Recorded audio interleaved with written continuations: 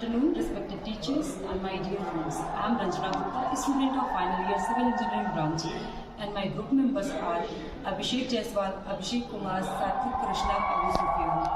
And this is our working model.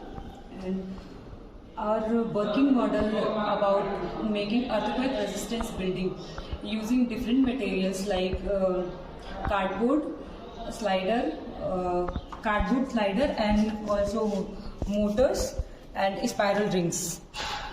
Also providing spiral rings at the bottom of our building to reduce the earthquake effect on this building. In this model, we are using waste isolation method to reducing the earthquake effect. Reducing effect like cracks, deflection and etc. in this building. Our working model, and you can see